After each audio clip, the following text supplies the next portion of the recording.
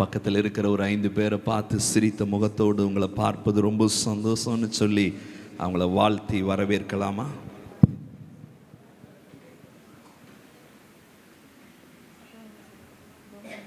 பக்கத்தில் ஒரு 5 பேரை பார்த்து சொல்லுங்களேன், அல்லேலூயா. எவ்வளோ பெரிய சந்தோஷம்! அல்லேலூயா, ஆமே. வேற எங்கேயும் கிடைக்காத சந்தோஷத்தை கர்த்தர் அவருடைய சமூகத்தில் கொடுத்திருக்கிறார். அல்லேலூயா. நல்ல சத்தமா கை உயர்த்தி ஒரு அல்லேலூயா சொல்லலாம்.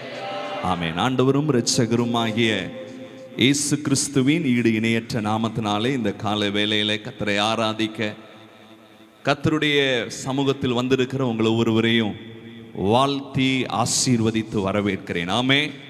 சபை என்பது ஒரு குடும்பம் போலது. ஆமே. அப்பா சொல்லும் போது தான் நினச்சேன், வீட்டில் எங்கிட்ட என்ன பேசினாரோ எல்லாத்தையும் அப்படியே உங்கள்கிட்ட சொல்லிட்டார். அது அப்போ தான் நினச்சேன், எவ்வளோ உண்மையாக, எவ்வளோ டிரான்ஸ்பரண்ட்டாக. அல்லேலூயா சொல்லுங்க. சில நேரங்களை ஆமேன் தகப்பன் அதான் சொல்லுது, தகப்பனுடைய உள்ளம் காமேன் ஸ்தோத்திரம், அப்படியே எல்லாத்தையும் சொல்கிறவர். ஆமேன் சொல்லுங்களேன்.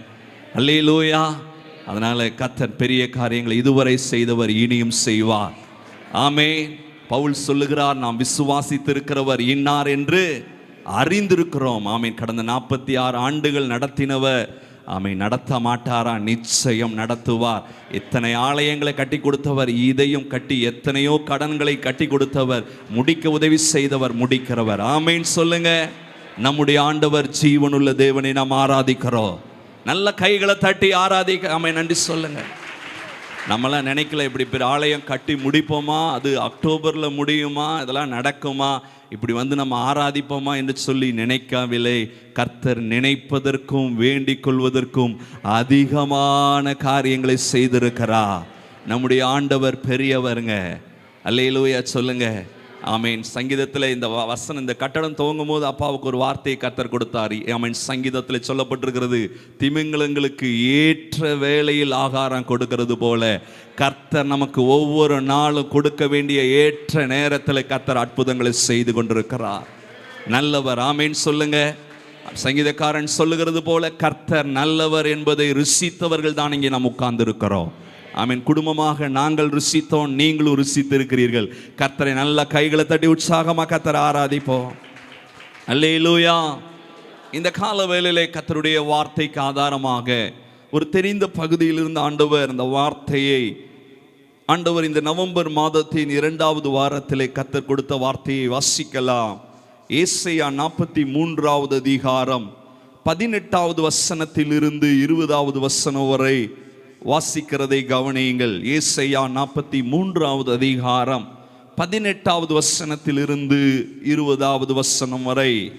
முந்தினவிகளை நினைக்க வேண்டாம், பூர்வமானவிகளை சிந்திக்க வேண்டாம். இதோ நான் புதிய காரியத்தை செய்கிறேன், இப்பொழுதே அது தோன்றும், நீங்கள் அதை அறியீர்களா? நான் வனாந்திரத்திலே வழியையும் அவாந்திர வெளியிலே ஆறுகளையும் உண்டாக்குவேன். நான் தெரிந்து கொண்ட என் ஜனத்தின் தாகத்துக்கு வனாந்திரத்திலே தண்ணீர்களையும் அவாந்திர வெளியிலே ஆறுகளையும் உண்டாக்குவதினால் காட்டு மிருகங்களும் வலு சர்ப்பங்களும் கோட்டான் குஞ்சுகளும் என்னை கனம் பண்ணும். ஒரு நிமிடம் கண்களை மூடி கர்த்தர் இந்த கால வேளையிலே நம்மோடு பேசும்படியாக, அவருடைய வார்த்தை நம்மத்திலே வெளிப்படும்படியாக, பிரயோஜனமானதை போதித்து நடக்க வேண்டிய வழிகளில் நம்மை நடத்துகிற கர்த்தர் இந்த ஆராதனைக்கு வந்திருக்கிறார். கண்களை மூடி என்னோட பேசுங்கப்பா. என் குடும்பத்துக்கு பேசுங்க, எங்க பிள்ளைகளுக்கு பேசுங்க, எங்க சபைக்கு பேசுங்கன்னு சொல்லி ஒரு நிமிடம் எல்லாரும் கேட்கலாமா? வாய் திறந்து ஒரு நிமிடம் செபிக்கலாம். பரிசுத்த ஆவியானவரே, உமக்கு நன்றி ஆண்டவரே. ஹல்லேலூயா. சத்தத்தை உயர்த்தி எல்லாரும் வாய் திறந்து ஹல்லேலூயா. பரிசுத்த ஆவியானவருடைய பிரசன்னம் இந்த இடத்துல இருக்கிறது. எங்கேயோ 2-3 பேர் அவருடைய நாமத்திலே கூடியிருக்கிறீர்களோ அங்கே அவர் நான் வருவேன் என்று வாக்கு பண்ணினவர். இந்த கால வேளையிலே அவர் நம் நடுவே எழுந்தருளி இருக்கிறார். அவருடைய திவ்ய பிரசன்னம் நம் நடுவே எழுந்தருளி இருக்கிறது. தேவ சபையில எழுந்தருளி இருக்கிறார். அவர் தேவர்கள் நடுவே நியாயம் விசாரிக்கிறார் என்று எழுதியிருக்கிறபடி பரிசுத்த ஆவியானவரே, நீர் எங்கள் நடுவே எழுந்தருளி எங்களோடு பேசுங்கப்பா. உம்முடைய வார்த்தை வெளிப்படட்டும். எல்லா தடைகள், இடையூறுகள், எதிர்ப்புகள், சத்துருவின் போராயுதங்கள் நிர்மூலமாகட்டும். ஆவியானவர் எங்களோடு இடைபடுவீராக. உம்முடைய மெல்லிய சத்தம், உம்முடைய தீர்க்க தரிசன வார்த்தை வெளிப்படட்டும். ஏற்ற நேரத்தில் சொன்ன வார்த்தை என்று எழுதியிருக்கிறபடி என் மக்கள் என்ன தாகத்தோடு, என்ன பாரத்தோடு, என்ன கேள்வியோடு இந்த காலவேளையில் உம்முடைய பாதத்தில் உட்கார்ந்து இருக்கிறார்களோ ஒவ்வொருவருக்கும் ஒரு வார்த்தை வெளிப்படட்டும்னு செபிக்கிறேன்ப்பா. என்னை அர்ப்பணிக்கிறேன், நீங்க பேசுங்க இயேசு கிறிஸ்துவின் மூலம் பிதாவே, ஆமென். நல்ல சத்தமா ஒரு அல்லேலூயா சொல்லலாம். ஆமென். மறுபடியும் அந்த வசனத்தை வாசிக்கலாம். முந்தினவைகளை நினைக்க வேண்டாம், பூர்வமானவைகளை சிந்திக்க வேண்டாம், இதோ நான் புதிய காரியத்தை செய்கிறேன். 19வது வசனத்தை கவனியுங்கள், வாசியுங்கள். இப்பொழுதே அது தோன்றும், நீங்கள் அதை அறியீர்களா? நான் வனாந்திரத்திலே வழியையும் அவாந்திர வெளியிலே ஆறுகளையும் உண்டாக்குவேன். அல்லேலூயா, அல்லேலூயா. இந்த நவம்பர் மாதத்தின் 2வது வாரத்திலே கர்த்தரை ஆராதிக்க வந்து அவருடைய சமூகத்திலே கர்த்தருடைய வார்த்தையை கேட்க வந்து உங்களோடு தான் கர்த்தர் இந்த கால வேளையிலே பேசுகிறார். இந்த நாளின் செய்தியின் தலைப்பு வனாந்தரத்திலே புதிய காரியத்தை செய்கிற. வனாந்தரத்திலே இந்த வசனத்தை 2-3 வசனங்களை ஆமென் அலசி பாருங்கள், வாசித்து பாருங்கள். இதனுடைய சுருக்கமாக சொல்லப்பட்டிருக்கிற காரியம், ஆண்டவர் சொல்லுகிறார், இந்த காரியத்தை அநேக தடவை நாம் கேட்டிருக்கிறோம், அநேக வார்த்தைகளை கேட்டிருக்கிறோம். ஆனால் நேற்றைக்கு ஆண்டவருடைய பாதத்திலே காத்திருந்த போது புதிய காரியத்தை செய்கிறேன், அந்த புதிய காரியம் என்கிற வார்த்தையை ஆண்டவரினுடைய சிந்தையிலே அழுத்தமாக கொடுத்து நம்முடைய புதிய ஆண்டிலே தேவனுடைய ஊழியத்திலே சபையிலே கால் எடுத்து வைத்திருக்கிற சபையாகிய நமக்கு, குடும்பங்களாகிய நமக்கு கர்த்தர் நம்முடைய வாழ்க்கையிலே வனாந்திரங்கள் போல இருக்கலாம், அவாந்திர வெளியை போல இருக்கலாம். ஆனால் கர்த்தர் இன்றைக்கு உங்கள் கரம் பிடித்து சொல்ற ஒரே ஒரு வார்த்தை, நான் ஒரு புது காரியத்தை செய்ய போறேன்பா. உன் குடும்பத்தில், உன் வியாபாரத்தில், உன்னுடைய தனிப்பட்ட வாழ்க்கையில இதுவரை கண்டிராத ஒரு புதிய காரியத்தை நீ எதிர்பாரு. இந்த நவம்பர் மாதத்தின் 2வது வாரத்தில் பரிசுத்த ஆவியானவர் உங்களுடைய கரத்தை பிடித்து சொல்லுகிற காரியம், ஆமென், புதிய காரியங்களை எதிர்பாரு என்று கர்த்தர் சொல்லுகிறார். நல்ல கை உயர்த்தி ஒரு அல்லேலூயா சொல்லுங்க, அல்லேலூயா சொல்லுங்க. இந்த வார்த்தை யாருக்கு தீர்க்க தரிசனமாய் போகிறது என்று தெரியவில்லை. ஆனால் கர்த்தர் சிலரோடு பர்டிகுலரா சொல்றார். ஆமென். நீங்க நினைச்சுட்டு இருக்கிறீங்க, என்னுடைய சூழ்நிலை நான் வனாந்தரத்தில் இருக்கிறேன்பா, வனாந்தரம் போல இருக்கு. ஆனா கர்த்தர் சொல்றார், இந்த வனாந்தரத்துல தான் நான் ஒரு புது காரியம் செய்ய போறேன், வனாந்தரத்துல தான் புதிய காரியங்களை செய்ய போகிறேன். அல்லேலூயா சொல்லுங்க, சத்தமா ஒரு அல்லேலூயா சொல்லுங்க. யோபு 5வது அதிகாரம் 9வது வசனத்தில் நமக்கு தெரியும், நம்முடைய தேவன் ஸ்தோத்திரம். இந்த மானிட்டர் சவுண்ட் மட்டும் கொஞ்சம் வைங்க, ரைஸ் பண்ணுங்க. 5:9 யோபு என்ன சொல்றார் பாருங்க. ஆராய்ந்து முடியாத பெரிய காரியங்களையும், ஆராய்ந்து முடியாத பெரிய காரியங்களையும், எண்ணி முடியாத அதிசயங்களையும் கவனியுங்கள். எல்லாம் யோபுவினுடைய வாழ்க்கை ஒரு வனாந்தரம் போல சூனியமாக்கப்பட்ட நிலைமையிலே இனி எல்லாம் முடிந்தது என்ற ஒரு வறட்சியான சூழ்நிலை தான் இருந்தான். நமக்கு எல்லாம் தெரியும். ஒரு அவாந்தர வெளியை போன்ற யாரும் உதவி செய்ய முடியாத நிலைமையில தான் இருந்தான். அந்த நிலைமையில தான் கர்த்தருடைய வார்த்தை அவனே சொல்லுகிறான், நம்முடைய தேவன் எப்படி செய்கிற தேவனாம், ஆராய்ந்து முடியாத பெரிய காரியங்களை செய்கிற தேவன். ஒரு பாடலை எல்லாம் கைத்தட்டி பாடலாமா? நமக்குள்ளே இருக்கின்ற நம் இயேசு என்று நல்ல விசுவாசத்தோடு, நமக்குள்ளே இருக்கின்ற நம் இயேசு என்றும் பெரியவரே, நீ அறியாததும் உனக்கு எட்டாததுமான பெரிய காரியங்கள் செய்திடுவார். நாம் அறியாததும் உனக்கு எட்டாததுமான பெரிய காரியங்கள் செய்திடுவார். உனக்குள்ளே சொல்லு, வாய் திறந்து, அவருடைய ஆலயத்துல சொல்லும் போது அப்படியே நடக்கும். நமக்குள்ளே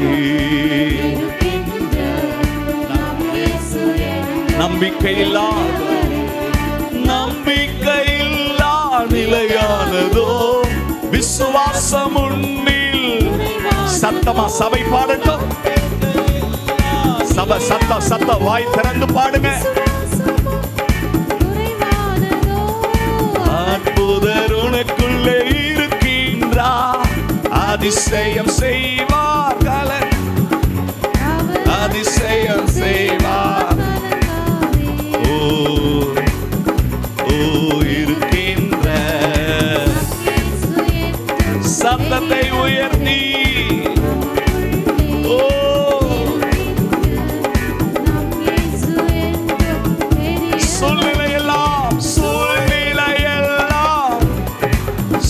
சொல்லுங்க வாய் திறந்து. உங்களுக்கு தான் அற்புதம் செய்யும்படி இந்த ஆராதனைக்கு வந்திருக்கிறார். வாய் திறந்து பாடுங்க. யாரும் சும்மா இருக்க வேண்டாம். வல்லவர் நமக்குள்ளே இருக்கின்றார், வலக்கரம் தாங்குவார். சபை பாடட்டும். நமக்குள்ளே இருக்கின்ற நம் இயேசு என்றும் பெரியவர். நல்ல கைகளை தட்டி கவலையை மறந்து எல்லாரும் கைகளை தட்டி சொல்லுங்க. நான் அறியாததும் எனக்கு எட்டாததுமான பெரிய, என் குடும்பத்துல சொல்ற ஒவ்வொரு குடும்பத்துல நான் அறியாததும் பெரிய காரியங்கள் செய்திடுவார். சபை சொல்லட்டும். அவை நம் இயேசு என்றும் பெரியவரே. நமக்குள்ளே இருக்கின்ற நம் இயேசு என்றும் பெரிய. மதுரமான வாழ்வு கசப்பானதோ இருளானதோ, வனாந்தரங்கள் வறட்சிகள் மாறிக்கொண்டிருக்கிற நேரம், ஜீவனுள்ள தேவன் யாவையும் செய்வார், யாவையும் செய்வார், யாவையும் செய்வார். எனக்குள்ளே இருக்கின்ற நம் இயேசு என்றும் பெரியவரே. நமக்குள்ளே இருக்கின்ற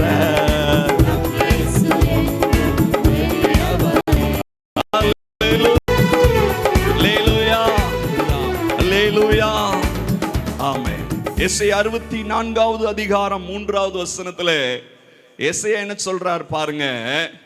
நாங்கள் எதிர்பார்த்திராத பயங்கரமான காரியங்களை, அல்லேலூயா சொல்லுங்க, அதை தான் கர்த்தர் வனாந்தரமாத்துல இருக்கிற உங்களுக்கு செய்ய போறார். இன்னைக்கு இந்த வார்த்தையை விசுவாசித்து ஏற்றுக்கொள்ளுங்க. நீங்க எதிர்பார்த்திராத பயங்கரமான காரியத்தை வனாந்தரத்தில் நின்று கொண்டிருக்கிற உங்களுக்கு கர்த்தர் இன்றைக்கு செய்ய போகிறார்.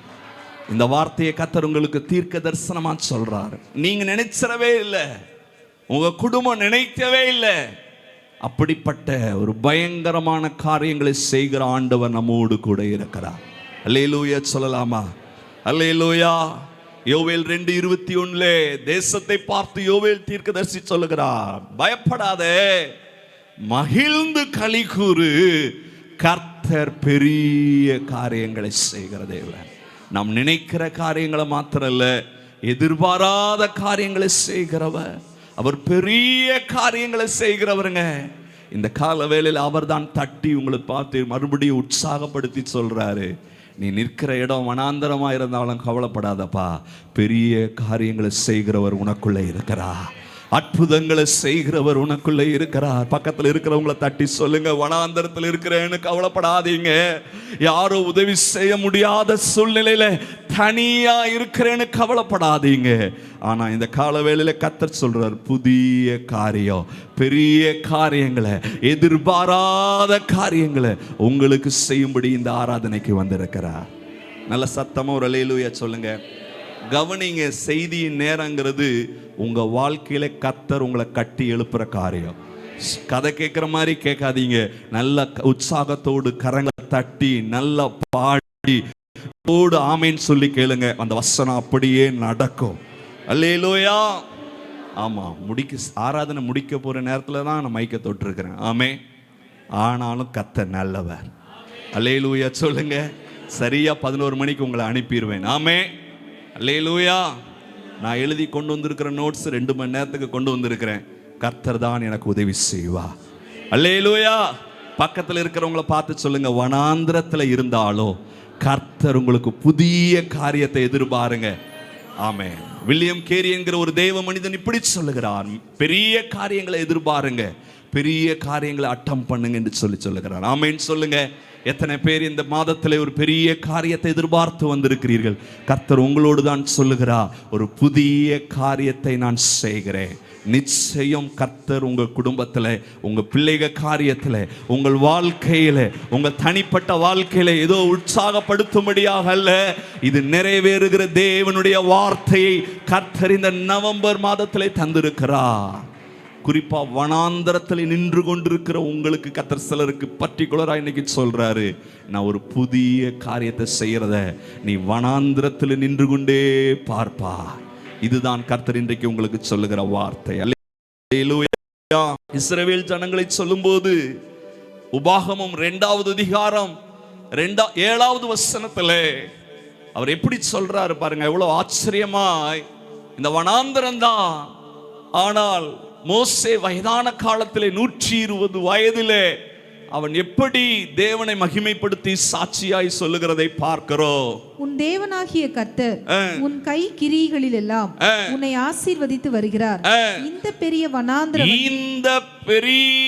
வனாந்தர வெளியாய் நடந்து வந்ததை அறிவார். இந்த 40 வருஷமும் கவனிங்க, தேவ ஜனங்கள் வனாந்தரத்துல தான் இருந்தாங்க, ஆனா கர்த்தர் அவர்களுடைய கையின் கிரியை ஆசீர்வதித்து வந்தார். அல்லேலூயா சொல்லுங்க. கவனிங்க, நீங்க வனாந்தரத்துல இருந்தாலும் வளமாய் மாற்றுகிற கர்த்தர் நம்மோடு இருக்கிறாரே, அப்புறம் ஏன் நம்ம பயப்படணும்? அதுதான் இன்றைக்கு வார்த்தை இங்க சொல்றாரு பாருங்க. இந்த 40 வருஷமும் தேவனாகிய கர்த்தர் உன்னோடு இருந்தா உனக்கு ஒன்றும் குறைவுபடவே இல்லை. நல்ல கைகளை தட்டி ஆண்டவரை மகிமைப்படுத்துங்க.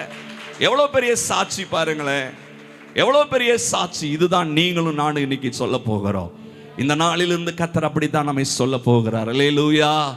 இந்த நாளிலே இந்த வனாந்தரத்திலே, வனாந்தரம் எப்படிப்பட்டது, இந்த வனாந்தரத்திலே முதலாவது இந்த வனாந்தரம் எப்படிப்பட்டதுன்னு சொல்லி நான் காண்பித்து கொடுக்கிறேன். மோசே சொல்றா, அதை நாம் பார்த்துட்டு இந்த வனாந்தரத்திலே கர்த்தர் நமக்கு என்ன புதிய காரியம் செய்ய போகிறார். இதுல நீங்க எந்த இடத்துல இருக்கிறீங்க? உங்க வாழ்க்கையிலும் இன்றைக்கு அப்படிப்பட்ட ஒரு புதிய காரியங்களை தான் கர்த்தர் இந்த நவம்பர் மாதத்தின் 2வது வாரத்தில் செய்வேன் என்று கர்த்தர் சொல்றாரு.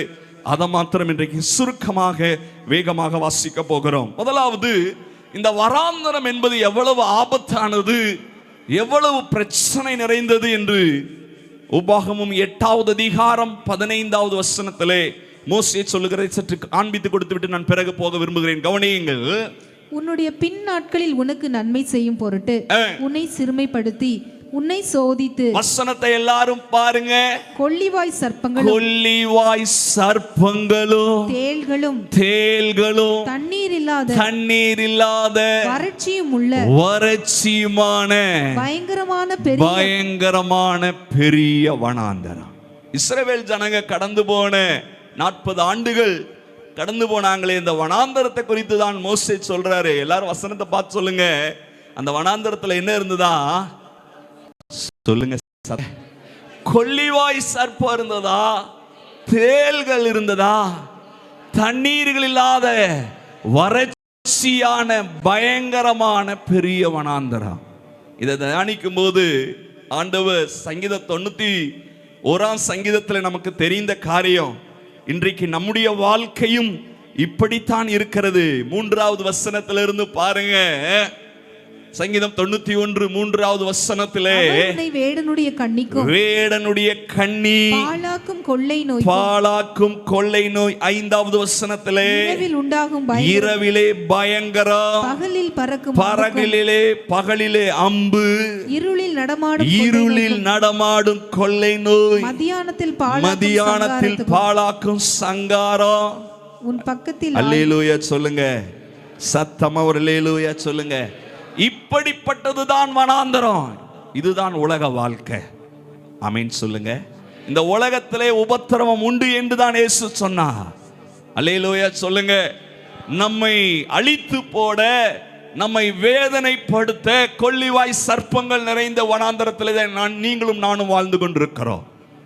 ஆமென். நம்மை பாரப்படுத்த, நம்மை அழித்து போட, நம்மை காயப்படுத்துகிற தேள்கள் நிறைந்த உலகத்தில் தான் நாம் வாழ்ந்து கொண்டிருக்கிறோம். அதன் மத்தியிலே கர்த்தர் நமக்கு ஒரு புதிய காரியம் செய்து நம்மை பத்திரமாய் தப்புவித்து நம்மை மறுபடியும் மேலே கொண்டு வந்து உயர்த்தி நிறுத்துகிறார். அல்லேலூயா சொல்லுங்க, சத்தமா ஒரு அல்லேலூயா சொல்லுங்க. ஆமா, எவ்வளவு ஆபத்துகள், எவ்வளவு தீங்குகள், இதன் மத்தியிலே கர்த்தர் உங்களை பத்திரமா சுகத்தோடு இன்னைக்கு ஆலயத்தில் கொண்டு வந்து உட்கார்ந்து இருக்கிறாரு. எத்தனையோ பேர் ஹாஸ்பிட்டல்ல இருக்கிறாங்க, எத்தனையோ பேர் மருத்துவமனையில் அட்மிட்டா ட்ரீட்மெண்ட் பண்ணிட்டு இருக்காங்க, எத்தனையோ பேர் ஆராதனைக்கு வர முடியாம இருக்கிறாங்க. ஆனா கர்த்தர் உங்களையும் என்னையும் நமக்கு ஒரு புதிய காரியம் செய்ததுனாலதான் இன்னைக்கு ஜீவனோட வந்திருக்கிறோம். பிரதர், நல்ல கைதட்டி உற்சாகமா கர்த்தருக்கு நன்றி சொல்லுங்க.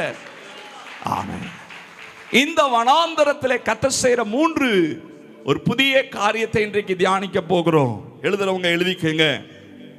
முதல் காரியம், சாகரவனை சாதனையாய் மாற்றுவார். வனாந்தரத்தில் எழுதுங்க, சொல்லுங்க எல்லாரும். சாகரவனை சாதனையாய் மாற்றுவார். 2வது, தகுதி இல்லாதவனை தரமாக மாற்றுவார். 3வது, மாறாவை மதுரமாக மாற்றுவார். ஆமே. இந்த புதிய காரியங்கள் உங்க வாழ்க்கையிலேயோ, உங்க குடும்பத்திலேயோ, உங்க பிள்ளைகளிலேயோ இன்னைக்கு நடக்க போகுது. இது உங்களை உற்சாகப்படுத்துற இல்ல, மறுபடியும் இது கர்த்தருடைய வார்த்தை. தேவ சபையிலே தேவன் எழுந்தருளி உங்களோடு சொல்ற காரியம்.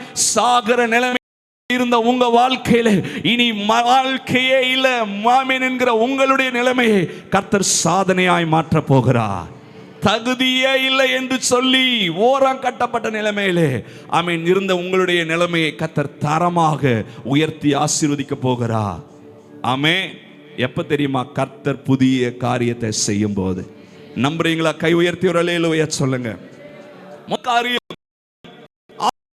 1வது அதிகாரம் வசனத்தில் இருந்து 20வது வசனம் வரை வைத்துக் கொள்ளுங்கள். இந்த ஒவ்வொரு சம்பவத்தை வைத்து நாம் இன்னைக்கு தியானிக்க போகிறோம். எல்லாரும் உங்களுடைய வேதத்தை திறந்து ஆதியாகமம் 21வது அதிகாரம் 14வது வசனத்தில் இருந்து 20வது வசனம் வரை கவனிக்கலாம். ஆபிரகாம் அதிகாலையில் எழுந்து அப்பத்தையும் ஒரு துருத்தி தண்ணீரையும் எடுத்து ஆகாருடைய தோளின் மேல் வைத்து பிள்ளையையும் ஒப்பு கொடுத்து அவளை அனுப்பிவிட்டான். அவள் புறப்பட்டு போய் பெயர்செபாவின் வனாந்திரத்திலே அலைந்து திரிந்தாள். துருத்தியில் இருந்த தண்ணீர் செலவழிந்த பின்பு அவள் பிள்ளையை ஒரு செடியின் கீழே விட்டு, பிள்ளை சாகிறதை நான் பார்க்க மாட்டேன் என்று எதிராக அம்பு பாயும் தூரத்திலே போய் உட்கார்ந்து சத்தமிட்டு அழுதாள். தேவன் பிள்ளையின் சத்தத்தை கேட்டார். தேவதூதன் வானத்திலிருந்து ஆகாரை கூப்பிட்டு, ஆகாரே, உனக்கு என்ன சம்பவித்தது? பயப்படாதே, பிள்ளை இருக்கும் இடத்திலே தேவன் அவன் சத்தத்தை கேட்டார். நீ எழுந்து பிள்ளையை எடுத்து அவனை உன் கையினால் பிடித்து கொண்டு போ, அவனை பெரிய ஜாதியாக்குவேன் என்றார். தேவன் அவளுடைய கண்களை திறந்தார். அப்பொழுது அவள் ஒரு தண்ணீர் துறவை கண்டு போய் துருத்தியிலே தண்ணீர் நிரப்பி பிள்ளைக்கு குடிக்க கொடுத்தாள். தேவன் பிள்ளையுடனே இருந்தார். அவன் வளர்ந்து வனாந்திரத்திலே குடியிருந்து வில்வித்தையிலே வல்லவனானான். கை உயர்த்தி ஒரு அல்லேலூயா சொல்லுங்க. முதல் காரியம், சாகரவனை சாதனையாளனாய் மாற்றின வனாந்தரம். கவனியுங்கள், இது நமக்கு இஸ்மவேலினுடைய வாழ்க்கையை குறித்து தான் நாம் இவ்வளவு நேரம் வாசித்தோம். ஆபிரகாமினுடைய மனைவி அடிமை பெண்ணோடு சேர்ந்தானே, ஆகாரினுடைய மகன் இஸ்மவேல். இந்த அதிகாரத்திலே 21வது அதிகாரத்திலே இந்த இஸ்மவேலுடைய வயது குறிப்பிடப்படவில்லை. ஆனால் வரலாற்று ஆசிரியர்கள் சொல்லுகிறார்கள் 13 14 வயதிற்குள்ள இருக்கும். சிலர் சொல்றாங்க 17 வயது இருக்குன்னு சொல்லி. நான் நம்புற ஒரு 13, ஒரு டீனேஜ் வயதிலே இருக்கிற ஒரு பிள்ளையினுடைய வாழ்க்கையிலே கர்த்தர் செய்த புதிய காரியத்தை தான் இன்றைக்கு பிள்ளைகளை பெற்று கொண்டு என்ன செய்வது என்று திகைத்து கொண்டிருக்கிற உங்கள் பிள்ளைகளுடைய வாழ்க்கையில கர்த்தர் செய்ய போகிறார். நான் விசுவாசிக்கிறேன், நம்முடைய தேவன் நம்மை மாத்திரம் ஆசீர்வதிக்கிறவர் அல்ல, அவர் நம்முடைய சந்ததியை ஆசீர்வதிக்கிறவர். சந்ததியை குறித்து ஒரு பெரிய தரிசனம் உள்ளவர். ஏசாயாவிலே சொல்றார், உன் சந்ததியின் மேலும் உன் சந்தானத்தின் மேலும் என் ஆவியையோ என் ஆசீர்வாதத்தையும் ஊற்றுவேன் என்று சொல்லுகிறார். இந்த கால வேளையிலே நான் அழுத்தப்பட்டு பாரப்படுற காரியம், கர்த்தர் பக்கத்தில் இருக்கிறவங்களை பார்த்து சொல்லுங்க, உங்க மேல மாத்திரம் இல்ல பிரதர், உங்க சந்ததியின் மேல கர்த்தர் ரொம்ப கரிசனையாக இருக்கிறார். ஆமென் சொல்லுங்க பார்க்கலாம். ஆமென். இந்த இஸ்மவேலுடைய வாழ்க்கையை தான் இன்றைக்கு நாம் தியானிக்க போகிறோம். இந்த இஸ்மவேலும் ஆகாரும் முதலாவது அவர்களுடைய நிலைமை என்ன? 13வது வசனத்திலே இந்த மகன் ஒரு அடிமை பெண்ணினுடைய மகனாக இருக்கிறார். ஒரு அடிமை பெண்ணுடைய மகனாக கைவிடப்பட்ட நிலைமையிலே, தகப்பனாலே கைவிடப்பட்டு, ஆமென், எதிர்காலம் கேள்விக்குறியாகி இனி என்ன செய்வது என்று சொல்லி இந்த மகன் இருக்கிறான். 14வது வசனத்திலே பார்க்கிறோம். நானே வசனத்தை மாத்திரம் வேதத்தை திறந்து வச்சுக்கோங்க, நேரம் கடந்தபடினாலே நான் சொல்லிட்டு போறேன். இவர்கள் வனாந்தரத்திலே அலைந்து திரிகிறார்கள். கவனியுங்கள், தாயும் மகனும் என்ன செய்யறது என்று சொல்லி தகப்பனுடைய வீட்டிலிருந்து வெளியே வந்துட்டாங்க. அப்படியே போறாங்க. வசனம் சொல்லுது, அவங்க பெயர் சபா என்கிற வனாந்தரத்திலே அலைந்து திரிந்தார்கள் என்று சொல்லப்பட்டிருக்கிறது. தாவீதும் சங்கீதத்திலே சொல்லுகிறான், 55ஆம் சங்கீதத்திலே 7வது வசனத்திலே சொல்லுகிறான், நான் தூரத்திலே அலைந்து திரிந்து வனாந்தரத்திலே தங்கி இருக்கிறேன் என்று சொல்லுகிறான். 59ஆம் சங்கீதம் குறிச்சு கொள்ளுங்க, வேகமா குறிச்சு கொள்ளுங்க. 15வது வசனத்திலே தாவீது சொல்லுகிறான், அவர்கள் உணவுக்காக அலைந்து திரிந்து திருப்தி அடையாதபடி. இப்படித்தான் இங்கே ஆகாரும் இஸ்மவேலும், ஆமென், என்ன செய்வது என்று சொல்லி ஒரு அலைந்து திரிந்து போன, ஒரு அலைந்து கொண்டிருக்கிற நிலைமை. அவர்களுடைய வாழ்க்கை முதலாவது அவங்க வாழ்க்கையில் ஒரு நிலையில்லாத நிலைமையில போயிட்டாங்க. இன்னைக்கு நீங்களும் இந்த வனாந்தரமான உலகத்துல என்ன செய்யறது என்ன பண்றதுன்னு சொல்லி ஒரு அலைந்து திரிந்து கொண்டிருக்கிற நிலைமையோடு வந்திருக்கலாம். கர்த்தர் முதலாவது உங்களோடு தான் பார்த்து சொல்லுகிறார், நான் புதிய காரியத்தை உன் வாழ்க்கையில செய்கிறேன். இந்த வார்த்தை என்னை ரொம்ப தொட்டது. கவனியுங்கள். ஆமென். ஆபிரகாம் அவனை நேசத்தோடு அவனை ஏற்றுக்கொண்டார். ஆமென். சாராளுடைய வற்புறுத்தலின்படி அவனை மனைவியாக ஏற்றுக்கொண்டு இந்த இஸ்மவேல் பிறப்பிலே ராஜகுமாரனை போலத்தான் வளர்ந்திருப்பான். காரணம், ஆபிரகாமினுடைய பிள்ளையாய் முதலாவது பிறந்தான் அல்லவா. நல்ல செல்லமாக, நல்ல செல்ல குமாரனை போலதான் வளர்ந்தான். ஆனால் 13 14 ஆண்டுகள் ஆன பிறகு இவன் பாருங்க, வனாந்தரத்தில் இப்போ இந்த அலைந்து திரிந்து கொண்டிருக்கிறார். ஆமென். உங்களுடைய வாழ்க்கையும் நான் பிறந்த போது ஒரு ராஜகுமாரனை போலதான், நான் ஆசீர்வாதமானதா இருந்தேன். ஆனால் டீனேஜ் வயதுல வந்த பிறகு என்னுடைய வாழ்க்கை ஒரு அலைகிறது போல, ஒரு அலைந்து திரிகிறது போல இருக்கிறது என்று சொல்லி வந்திருக்கலாம். கர்த்தர் உங்க வாழ்க்கையில இன்றைக்கு ஒரு புதிய காரியத்தை செய்ய போகிறார். கை உயர்த்தி ஒரு அல்லேலூயா சொல்லுங்க, சத்தமா ஒரு அல்லேலூயா சொல்லுங்க. அல்லேலூயா. 15வது வசனத்திலே பார்க்கிறோம்.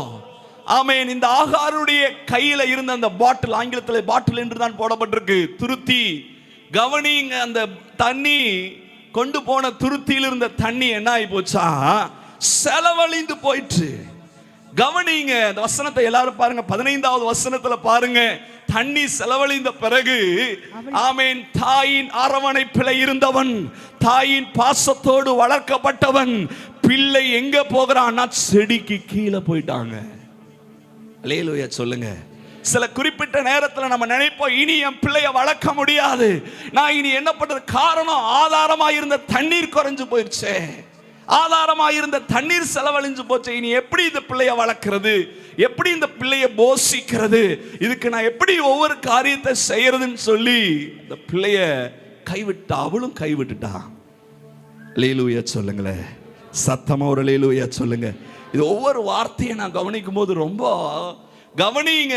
ஆபிரகாமின் வீட்டிலே வளர்க்கப்பட்ட இஸ்மவேல், நேசத்தோடு வளர்க்கப்பட்ட இஸ்மவேல், இப்போ வனாந்தரத்துல செடியில ஆதரவற்றவனாக, தாயும் கைவிடப்பட்ட நிலைமையில அவன் போய் அங்க இருக்கிறான். பாருங்களேன் 15வது வசனத்துல, அதான் ஏசாயா 49:15-16 ஆண்டவர் தீர்க்க மூலமாய் சொல்லுகிற வார்த்தையை கவனியுங்கள்.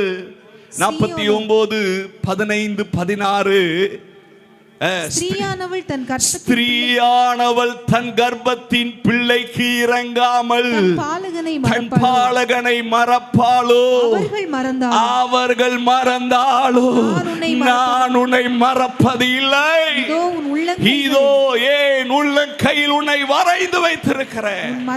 இந்த ஆராதனையிலே சிலரால் கைவிடப்பட்ட நிலைமையில வந்திருக்கிற அன்பு சகோதரா, சிலர் உங்களை கைவிட்டிருக்கலாம், உங்கள் குடும்பம் உங்களை கைவிட்டிருக்கலாம், உங்க பிள்ளைங்க உங்களை கைவிட்டிருக்கலாம். கர்த்தர் சொல்லுகிறார், நீ உள்ள கையில் உன்னை நான் வரைந்து வைத்திருக்கிறேன்பா. ஸ்திரீயானவள் ஆமென் தன் கர்ப்பத்தின் பிள்ளையை மறந்தாலும் நான் உன்னை மறப்பதில்லை. நம்மை பெற்றவர் நம்முடைய தேவன் நம்மை மறப்பதே இல்லை. அவர்தான் நம்மை சிருஷ்டித்த நாயகன்.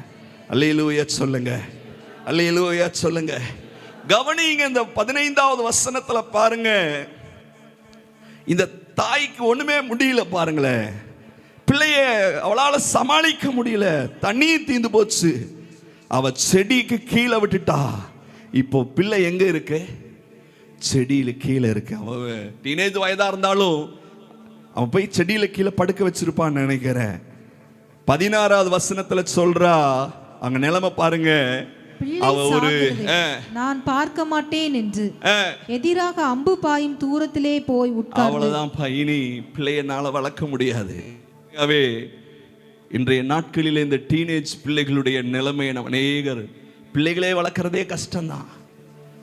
அநேக பெற்றோர் நாம எல்லாரும் அப்படித்தான் கலங்குறோம். என்ன செய்வது என்று சொல்லி சத்தமிட்டு நம்ம அழுது கொண்டிருக்கலாம். கர்த்தர் உங்களுடைய வாழ்க்கையில் இன்றைக்கு ஒரு புதிய காரியத்தை செய்வாராக. என்னுடைய வாழ்க்கையில கர்த்தர் ஒரு புதிய காரியத்தை செய்வாராக. கை உயர்த்தி ஒரு அல்லேலூயா சொல்லுங்க, சத்தமா ஒரு அல்லேலூயா சொல்லுங்க. ஆமா, கடந்த 10, 15, 20 வருடங்களுக்கு முன்னாடியெல்லாம் அப்பா சொல்லுவாங்க, 5 குழந்தைங்க 6 குழந்தைங்க ஒரு குடும்பத்தில் இருப்பாங்களாம். மூத்த பிள்ளை எல்லா குழந்தையும் பார்த்துக்கும். ஆனால் இந்த நாட்களில் வீட்டில் நமக்கு ஒரு பிள்ளை 2 பிள்ளை தான். ஆனால் அந்த பிள்ளைகளை வளர்க்கிறது எவ்வளவு கடினம். ஆனால் கர்த்தர் அப்படிப்பட்ட பிள்ளைகளையும் சாதனையாக மாற்றி எந்த இடத்துல வைக்கப்பட்டோமோ அதே இடத்துல நம்முடைய பிள்ளைகளுடைய தலையை உயர்த்தி நிமிர்த்த நம்முடைய தேவன் வல்லவராய் இந்த ஆராதனையிலே பேசிக் கொண்டிருக்கிறார்.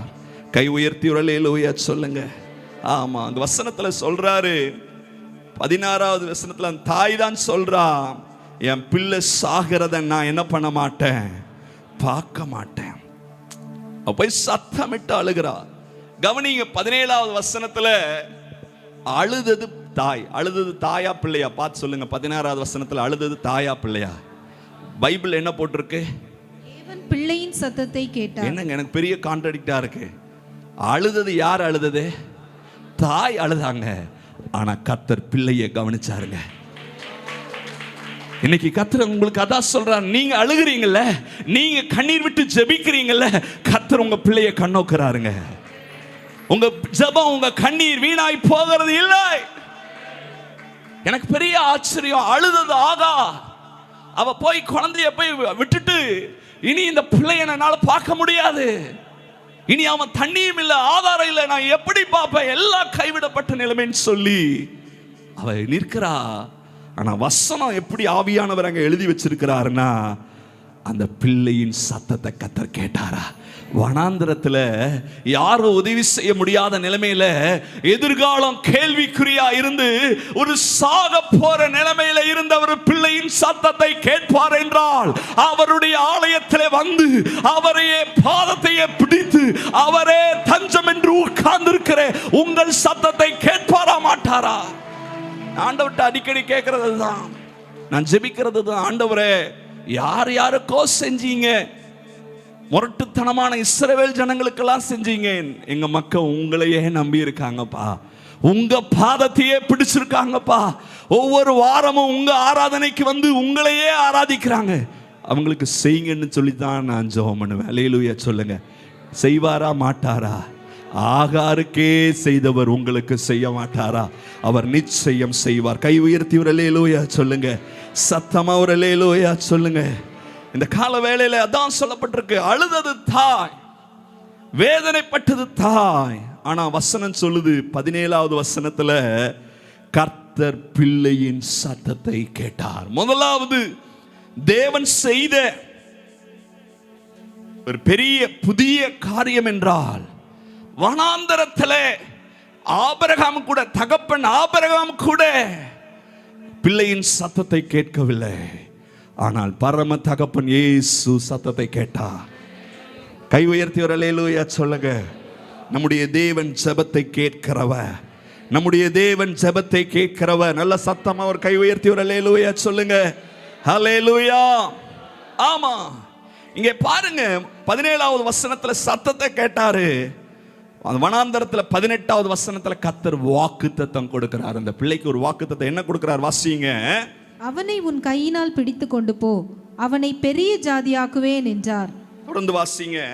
தேவன் அவளுடைய கண்களை திறந்தார், அப்பொழுது அவள் ஒரு தண்ணீர். அல்லேலூயா சொல்லுங்க. அநேக நேரங்கள்ல நம்ம வேதனையா இருக்கும்போது, பிரச்சனையா இருக்கும்போது, உதவியற்ற நேரத்தில் என்ன செய்யறது என்று சொல்லி ஒரு வனாந்தரமான சூழ்நிலையில் இருக்கும்போது கர்த்தர் முதல்ல கொடுக்கிறது வாக்குத்தத்தம். நம்முடைய தேவன் வார்த்தையின் தேவன்.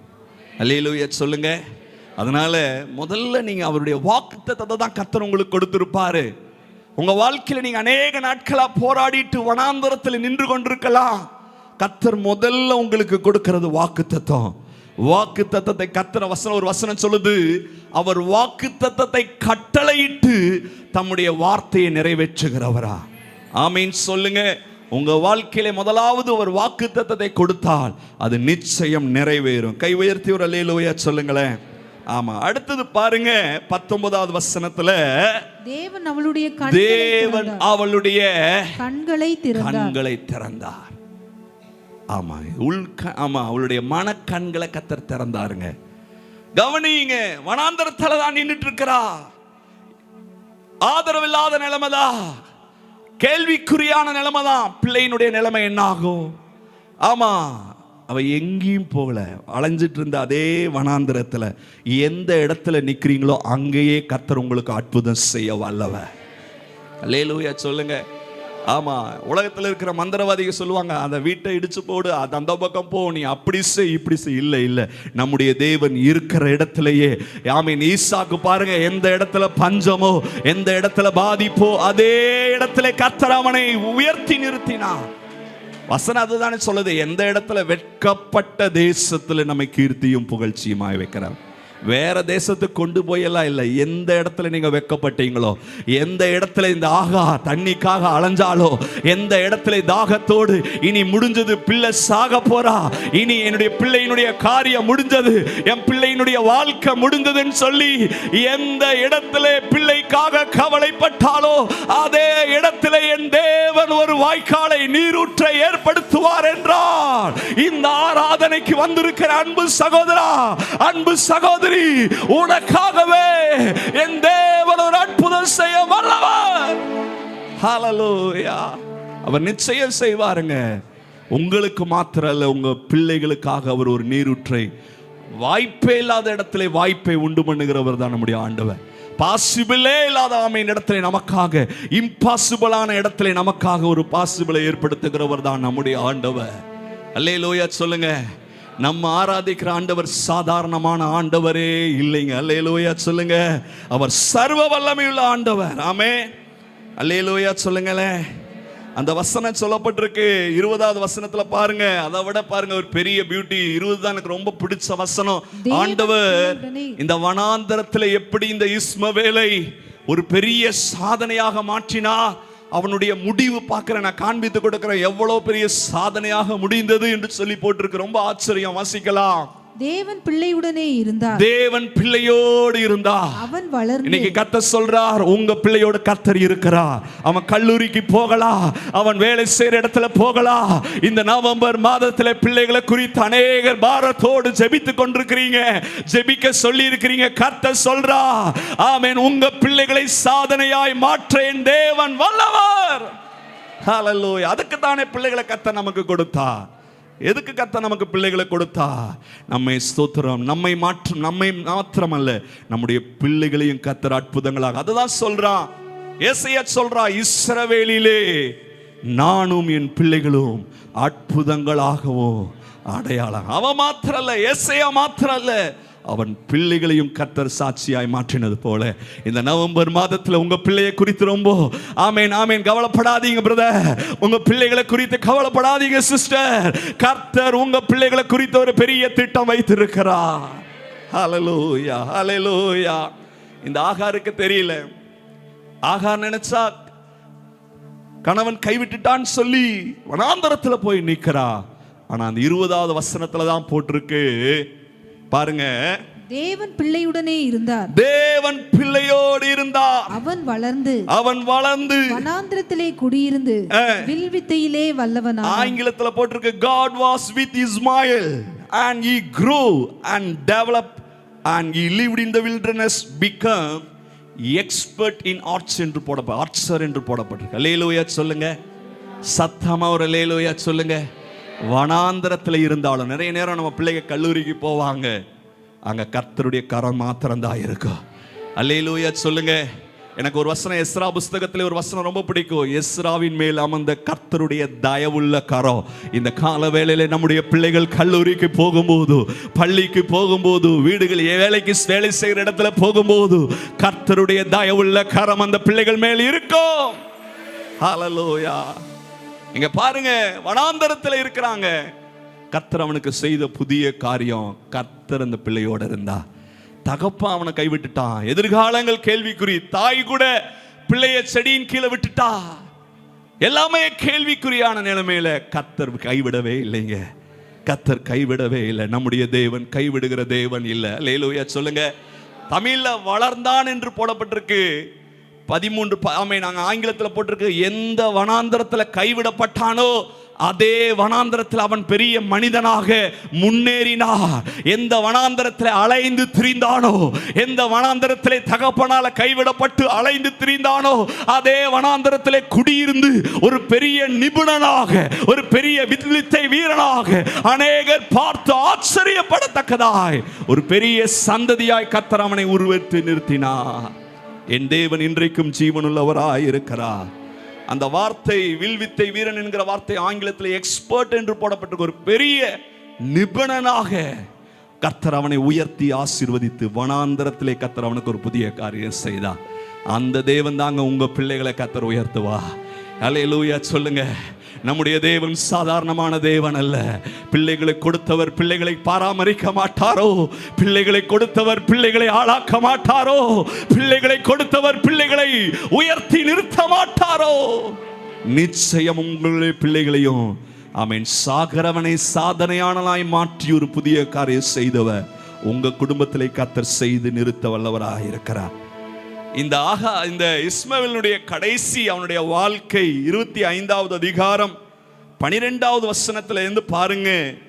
அவனுடைய வாழ்க்கை முடிந்து போகவில்லை, அதோட முடிந்து போகவில்லை. சாராளுடைய அடிமை பெண்ணாகிய எகிப்து தேசத்தாளான ஆகார் ஆபிரகாமுக்கு பெற்ற குமாரனாகிய இஸ்மவேலின் வம்ச வரலாறு. பற்பல சந்ததிகளாய் பிரிந்த இஸ்மவேலின் புத்திரருடைய நாமங்களாவன.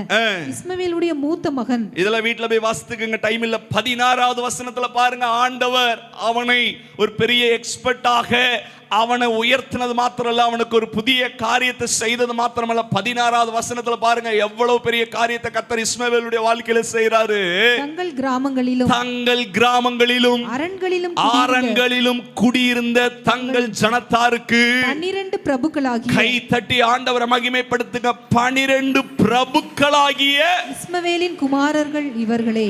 ஏங்க, வனாந்தரத்துல அடிமை பெண்ணுடைய மகங்க. கைவிடப்பட்ட நிலைமையில இருந்தவங்க கர்த்தர் அவனை என்னவா மாத்திட்டாரு? அவனுடைய சந்ததியை பிரபுவா மாத்திட்டாரு. எவ்வளவு பெரிய ஆச்சரியமா இருக்கு.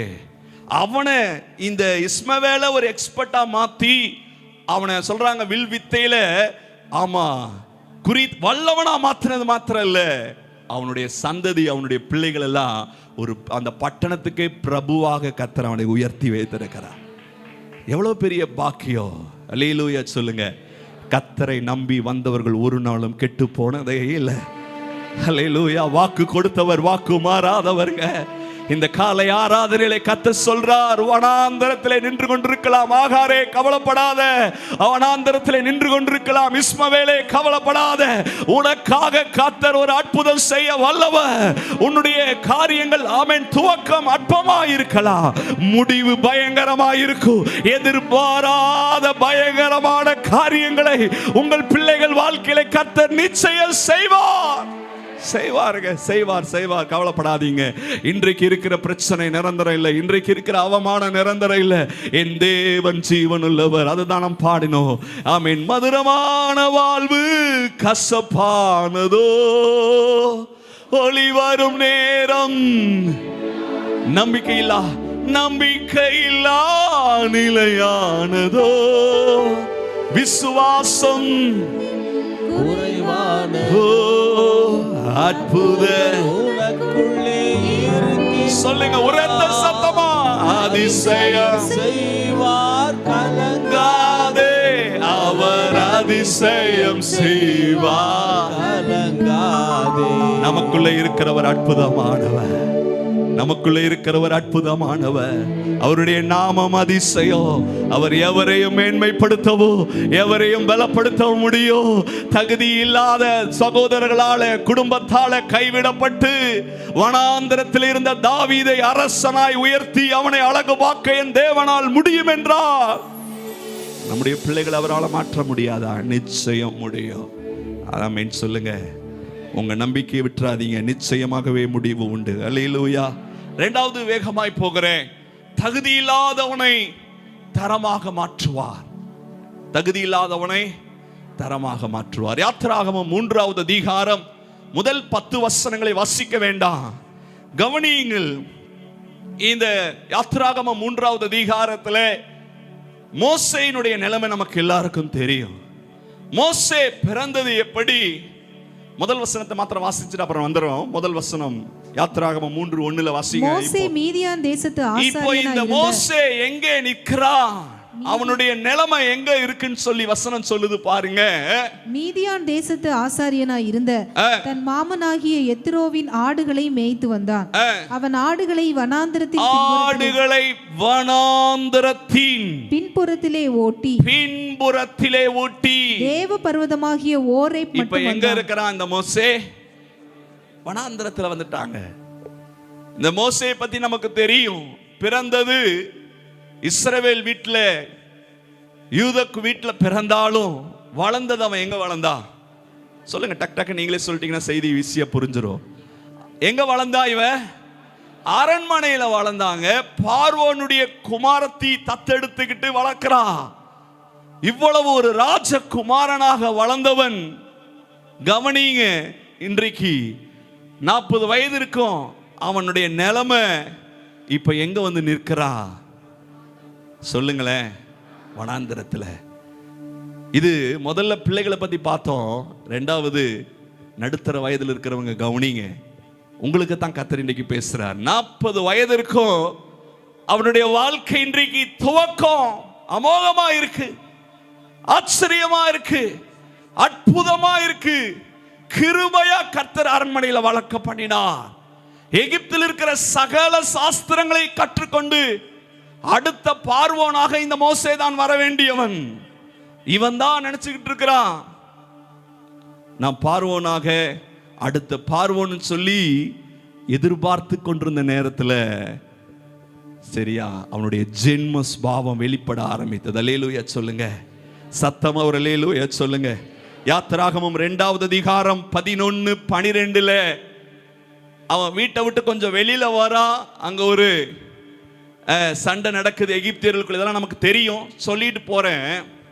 என்னன்னாலும் ஒரு ஆபத்து அவசர நேரத்தில் நம்ம ஜென்ம சுபாவம் என்ன வந்துடும், வெளியே வந்துடும். பாருங்க, இந்த மோசே கோபக்காரன், அவனுடைய சுபாவம் வெளியே வந்து கோபம் மாத்திரம் வந்ததில்லை, கொலையும் செஞ்சிடறான். கவனிங்க, பிறப்பிலே ஆச்சரியம்தான். ஆனால் இப்போ வசனம் 15வது வசனத்துல எவ்வளவு பயங்கரமாக எழுதி இருக்கிறது வசிக்கலாம். 2வது அதிகாரம் 15வது வசனம். பார்வோன் அந்த காரியத்தை கேள்விப்பட்ட போது மோசேயை கொலை செய்ய வகை தேடினான். வசனம் கவனியுங்கள், இவன் கொலை செய்து விட்டா என்கிற விஷயம் ராஜாவுக்கு போயிருச்சு. அடுத்தது வார்த்தை என்ன சொல்லப்பட்டிருக்கு பாருங்க. மோசே பார்வோன் இடத்திலிருந்து தப்பி ஓடிட்டான். ஏதோ ஒரு தவறு செய்து விட்டேன், ஏதோ ஒரு தவறு என வனாந்தரத்துக்கு கொண்டு போய் விட்டது. கர்த்தர் என்னை ஆசீர்வதித்து வைத்தார்தா. ஒரு காலத்துல நான் உயர்ந்த ஸ்தானத்துல இருந்தேன், கர்த்தர் எனக்கு ராஜரீகமான வாழ்க்கையை கொடுத்தா. ஆனால் ஏதோ என்னுடைய ஜென்ம சுபாவத்தினால நான் தவறு செய்து, இவ பாருங்க அவனுடைய நிலைமை, இன்னைக்கு வனாந்தரத்தில் போய் நின்றுட்டு நிற்கிறான். அந்த வசனம் பாருங்க, ரொம்ப எனக்கு ஆச்சரியமா இருந்தது. அவன் வனாந்தரத்தில் போய் நின்னது மாத்திரம் இல்லை, எப்படி நின்றுட்டு இருக்கிறான் பாருங்க. 3வது அதிகாரத்தை நீங்க பார்த்தீங்கன்னா கொஞ்சம் ஆச்சரியமா இருக்கும். அதுக்கு வனாந்தரத்துக்கு வர்றதுக்கு முன்னாடி மீதியான் தேசத்தில் போய் அங்க நின்றுட்டு இருக்கிறான்.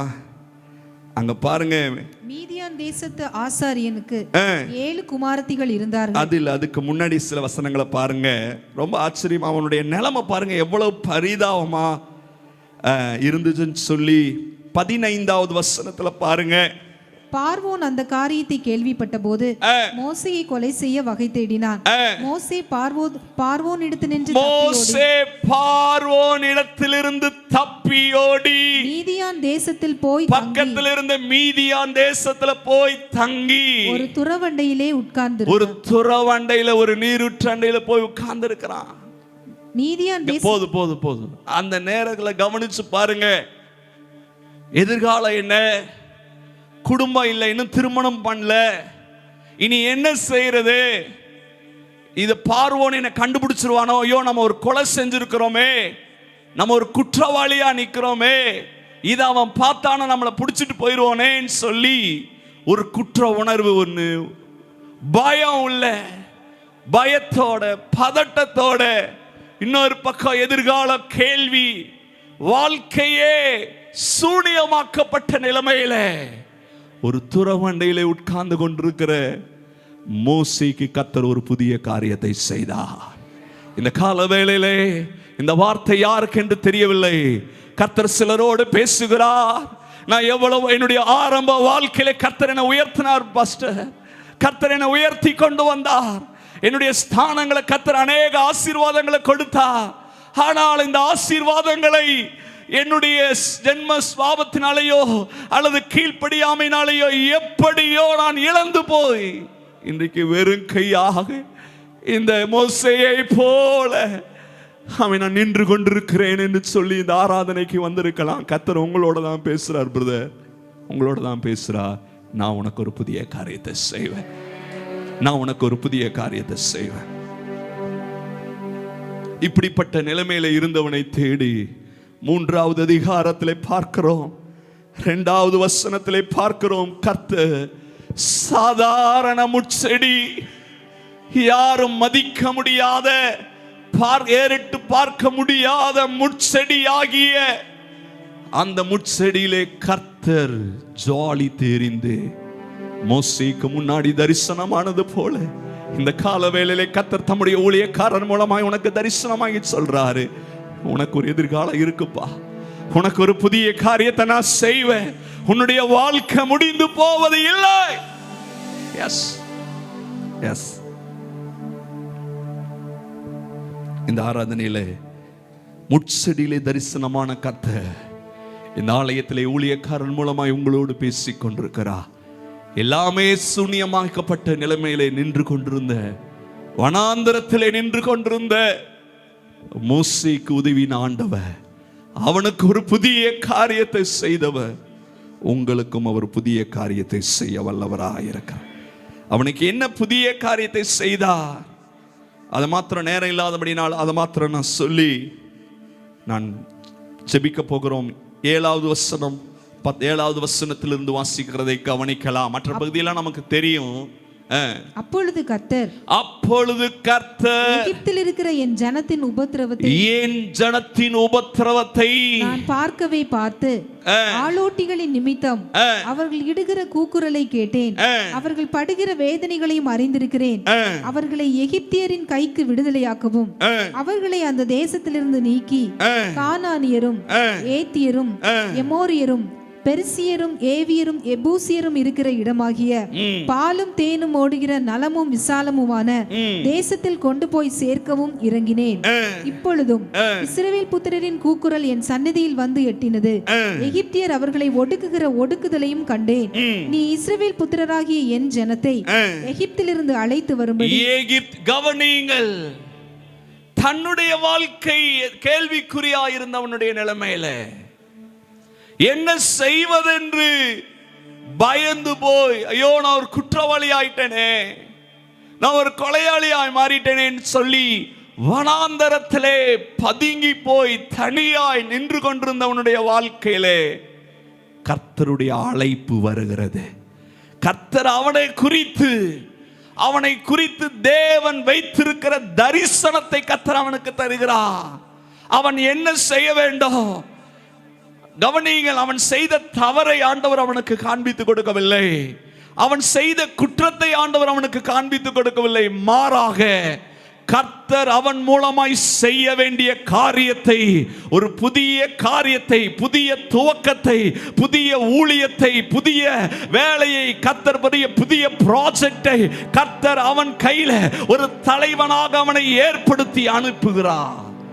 இந்த ஆராதனை சொல்ற காரியம் இதுதான். இந்த 10வது வசனத்தில் ஆவியானவர் உணர்த்துற காரியம், இந்த மோசேயினுடைய வாழ்க்கையிலே வனாந்தரத்திலே கர்த்தர் செய்த காரியம் ஒரு புதிய காரியம். என்ன என்று சொன்னா, கேள்விக்குறியாய் வந்திருக்கிற உங்களுடைய வாழ்க்கையிலே என்ன செய்வதென்று திகைத்து போய் நிற்கிற உங்களுடைய வாழ்க்கையிலே கர்த்தர் உங்களுடைய தவறை சுட்டி காட்டுகிறதில்லை.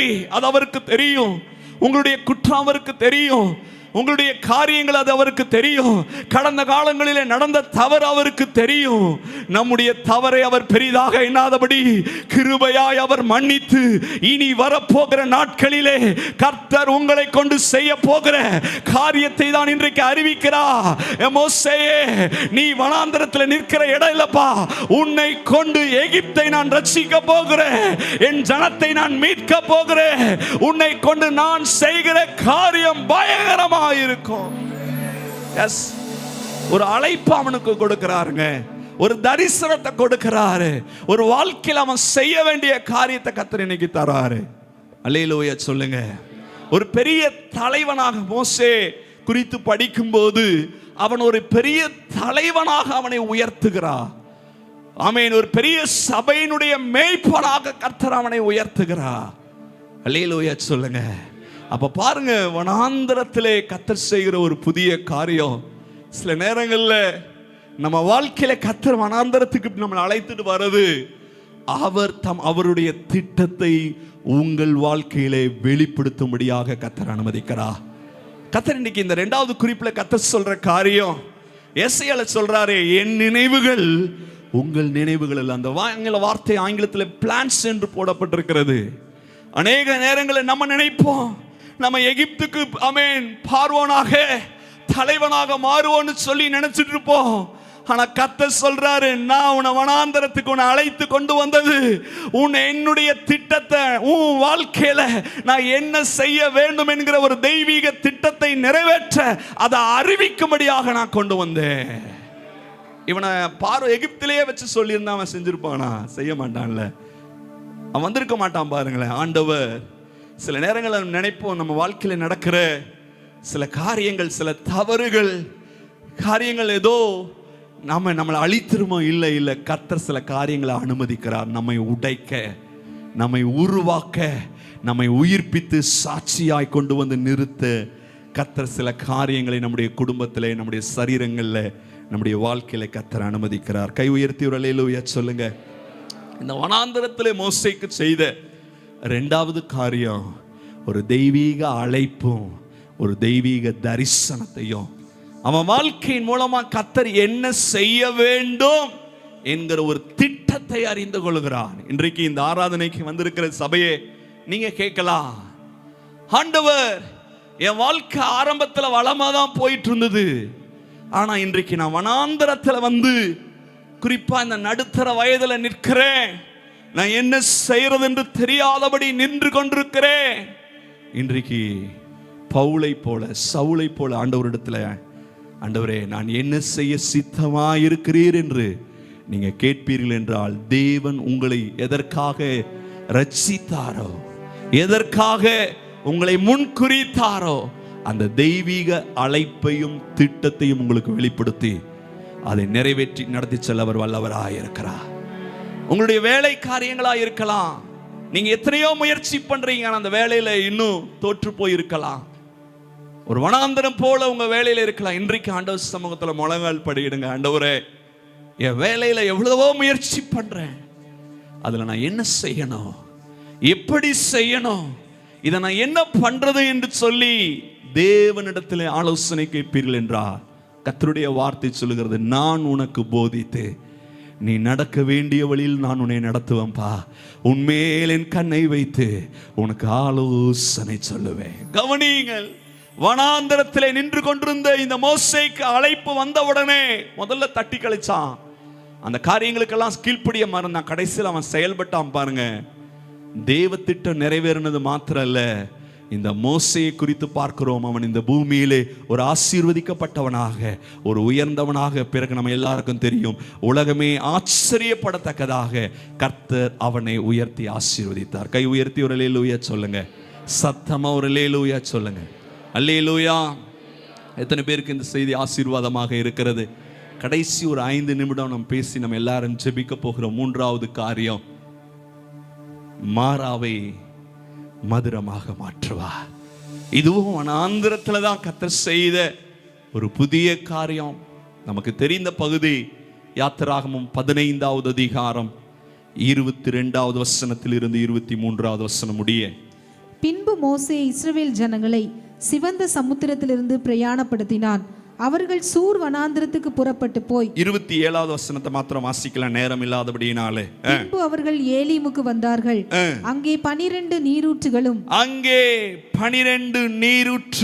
70 பேரீச்ச மரங்களும் இருந்தது. 70 பேரீச்சை மரங்களும் இருந்தது. அங்கே தண்ணீர் அருகே பாளையம் இறங்கினார்கள். இஸ்ரவேல் ஜனங்களுடைய வனாந்தர பயணத்திலே நமக்கு தெரியும், 22வது வசனத்திலிருந்து 27வது வசனம் வரை அவர்கள் பிரயாணமாய் போய்கொண்டிருக்கிற இடத்திலே 22வது வசனத்திலே பார்க்கிறோம், 3 நாட்கள் வனாந்தரத்திலே தண்ணீர் இல்லை. வனாந்தரம் எவ்வளவு பாதிப்பானது என்று சொல்லி நான் ஏற்கனவே பார்த்தேன். தண்ணீர் இல்லைன்னா எவ்வளோ கஷ்டம். அல்லேலூயா சொல்லுங்க. ஆமா, இந்த கட்டட வேலை நடக்கும்போது தான் நம்ம பார்த்தோம், திடீர்னு பார்த்தா நைட்டு தண்ணி இருக்காது. ஆமே, எவ்வளோ கடினங்கிறத அனுபவிச்சு. அல்லேலூயா சொல்லுங்க. கவனிங்க, 5 லட்சம் ஜனங்க 3 நாட்கள் தண்ணீர் இல்லை என்றால் எவ்வளோ அவங்க பாதிக்கப்பட்டிருப்பாங்க. அடுத்தது 23வது வசனத்துல அப்படியே கொஞ்சம் கடந்து போறாங்க. கொஞ்சம் தண்ணீர் கிடைச்ச தண்ணி எப்படி இருக்கு? கசப்பா இருக்கு. சில நேரங்களில் நம்ம வாழ்க்கையில் இப்படிதான் நடக்கும் பாருங்களேன். சில ஆசீர்வாதங்கள், ஆமா, நம்ம எதிர்பார்த்து ஜெபம் பண்ணிட்டே இருப்போம், கிடைக்காது. ஆனா சில நேரங்கள் அது கிடைக்கும், கிடைச்சதும் நம்மளை திருப்திப்படுத்துற மாதிரி இருக்காது. இன்றைக்கு இப்படிப்பட்ட ஒரு கசப்பான அனுபவத்தின் வழியாக வாழ்க்கையிலே கசப்புகளை கடந்து போய் நீங்கள் வந்து ஆராதனைக்கு வந்திருக்கலாம். கர்த்தர் உங்களுக்கு தான் சொல்றார், உங்க வாழ்க்கையிலே ஒரு புதிய பெரிய காரியத்தை செய்ய போகிறேன். அல்லேலூயா சொல்லுங்க. இந்த ஜனங்க வனாந்தரத்துல தான் இருக்காங்க, குடிக்க தண்ணி இல்லை, குடித்த கிடைச்ச தண்ணியும் கசப்பா இருந்தது. இவங்க பாருங்க, கர்த்தர் செய்த புதிய காரியம் 25வது வசனத்துல பார்க்கிறோம். வாசிக்கலாம். மோசே கர்த்தரை நோக்கி கூப்பிட்டா. அப்பொழுது கர்த்தர் மோசேக்கு ஒரு மரத்தை காண்பித்தார். அங்க பாருங்க, அந்த கடைசி வசனத்துல எவ்வளவு அழகா போடப்பட்டிருக்கு. அது மதுரமான தண்ணீராய் மாறிற்று. இன்னைக்கு கசப்பான மாறாவின் அனுபவத்தின் வழியாய் போய்கொண்டிருக்கிற தேவ சபையே, கர்த்தர் சொல்ற காரியம் நம்ம வாழ்க்கையில சில நேரங்கள்ல கசப்பான அனுபவம் போகும்போது நம்ம செய்ய வேண்டிய காரியம் கர்த்தரை நோக்கி மாத்திரம் கூப்பிடுங்க. ஆனா இந்த இஸ்ரவேல் ஜனங்க என்ன பண்ணாங்க? முறுமுறுத்தாங்க பாருங்க, தண்ணி இல்லைன்னு சொல்லி. ஆனா மோசே பாருங்க, ஒரு தேவ மனிதன் கர்த்தரை நோக்கி கூப்பிடுகிறான். கை உயர்த்தி ஒரு அல்லேலூயா சொல்லுங்க. கவனிங்க, கசப்பான அனுபவம் தான் எனக்கு இதுல ஹைலைட் பண்ணி இன்னைக்கு நான் பேசுற காரியம். இவங்க தண்ணி இல்லை, வனாந்தரத்துல தண்ணி இல்லை, ரெண்டாவது கசப்பான தண்ணி தான். ஆனா கர்த்தர் அவங்களுக்கு செய்த ஒரு புதிய காரியம் 25வது வசனத்துல அவங்களுக்கு என்ன கர்த்தர் வாக்கு கொடுக்கிறார் பாருங்க. அதுதான் ஒரு புதிய காரியமா இருக்கு பாருங்களேன்.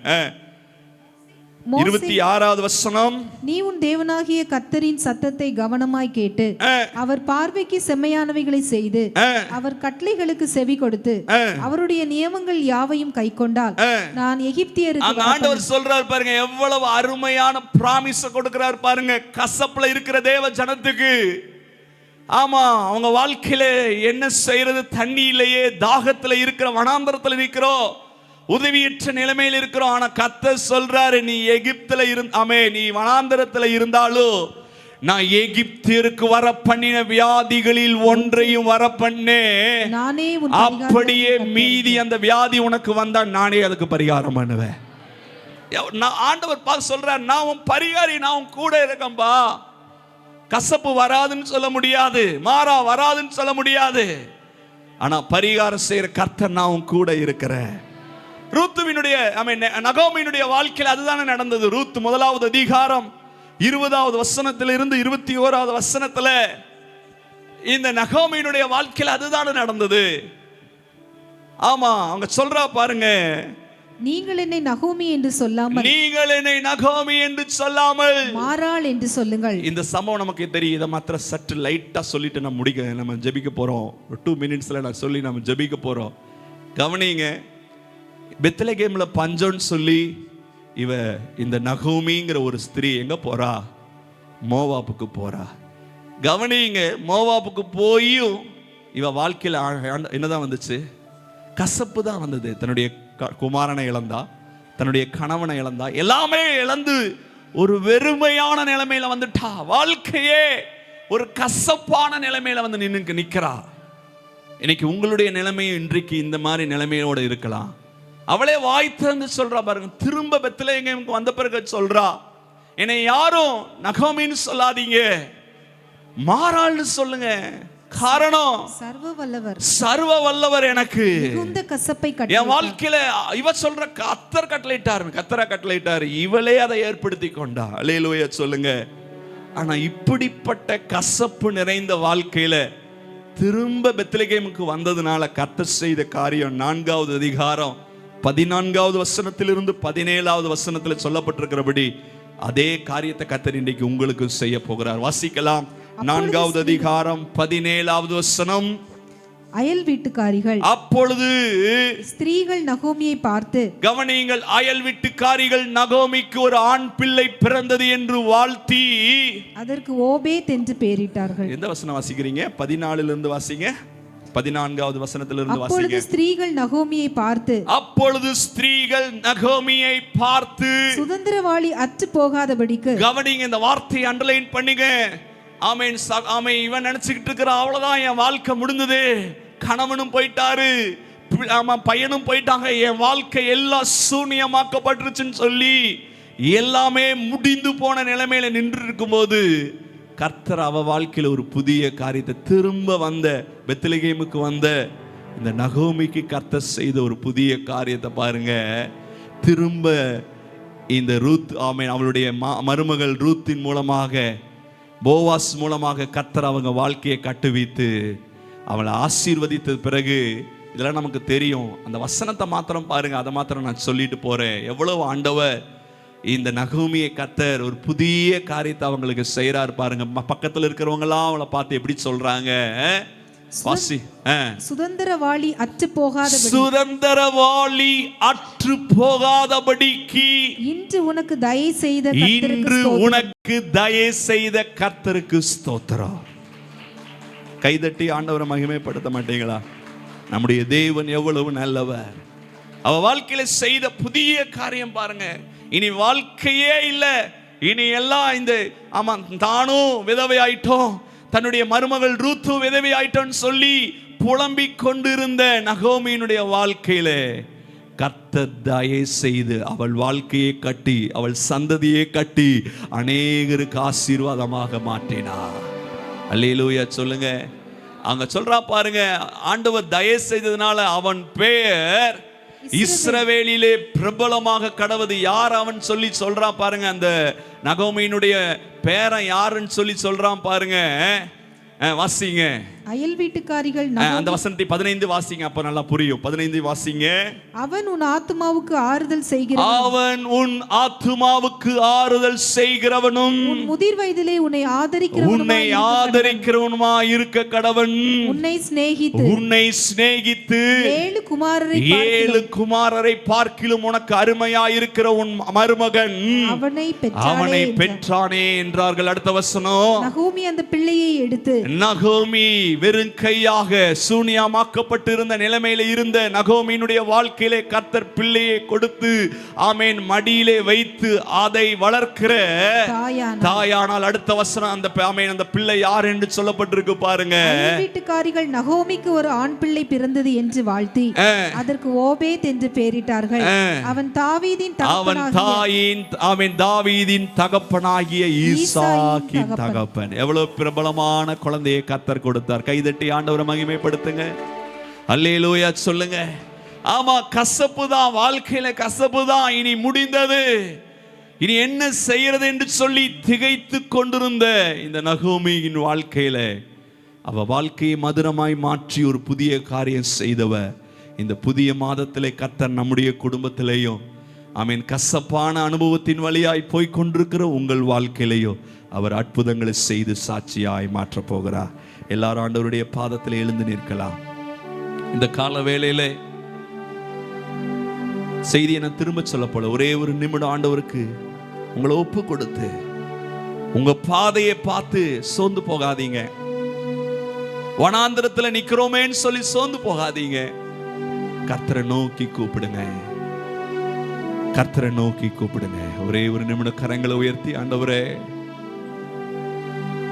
இந்த வார்த்தை எல்லாருக்கும் இல்லாம இருக்கலாம், ஆனா எனக்கு தெரியும் சிலருக்கு இந்த வார்த்தை தீர்க்க தரிசனமாக எழுதப்பட்டிருக்கிறது. கர்த்தர் இன்றைக்கு இதை சொல்லணும்னு சொல்லி அழுத்தமாக சொன்னதுனாலதான் தெரிந்த பகுதியாயிருந்தாலும் கர்த்தர் இதை உணர்த்தி இந்த வாரம் இதை சிலருக்கு தீர்க்க தரிசனமாக கர்த்தர் என்னோட இடைப்பட்டு என்னை பேசி என்னை பலப்படுத்தினதை உங்களுக்கு நான் கொண்டு வந்திருக்கிறேன். கர்த்தர் சொல்றார், கவலைப்படாதீங்க. வனாந்தரத்தில் நிற்கிற ஆகாரே, வனாந்தரத்தில் நிற்கிற மோசேயே, வனாந்தரத்தில் நிற்கிற தேவ ஜனமே, கவலைப்படாதீங்க. உங்களுக்குள்ள இருக்கிறவர் அற்புத, அவர் உங்களுக்காக புதிய காரியத்தை செய்வார். நம்ம எல்லாருக்கும் ஜெபம் பண்ணுவோம். வனாந்திரத்தில் மன்னா தந்தார், மறைவாக காத்து வந்தார். வனாந்திரத்தில் மன்னா தந்தார், மறைவாக காத்து வந்தார். இருள் நீக்கி வெளிச்சம் தந்தார், நாளெல்லாம் நிழலானார். எல்லாரும் பாடுவோம். இருள் நீக்கி வெளிச்சம் தந்தார், நாளெல்லாம் நிழலானார். என் ஆத்துமாவே கலங்கு, நேசரை நோக்கிடுவார். என் ஆத்துமாவே என் கலங்குகிறாய், நேசரை நோக்கிடுவார். உன் பாதம் கல்லில் இடராதபடி தூதர்கள் ஏந்திடுவார். ஆத்துமாவே என் கலங்குகிறாய், நேசரை. அலை அலையாய் பகை தலைவர்களும் எழும்பியே வந்தாலும் அலையலையாய் பகைவர்களும் எழும்பியே வந்தாலும் அதிகாரங்கள் உடையவராய் ஆண்டவர் நடத்தினாரே. அதிகாரங்கள் உடையவராய் ஆண்டவர் நடத்தினாரே. என் ஆத்துமாவே என் கலங்குகிறாய் நேசரை நோக்கிடுவாய். என் ஆத்துமாவே என் கலங்குகிறாய் நன்மையினால் உன் வாழ்வை இதுவரை நடத்தினாரே. நன்மையினால் உன் வாழ்வை இதுவரை நிரப்பினாரே. ஆத்துமாவே என் கலங்குகிறாய் இயேசுவில் நிலைத்திடுவாய். ஆத்துமாவே என் கலங்குகிறாய் இயேசுவில் நிலைத்திடுவாய்.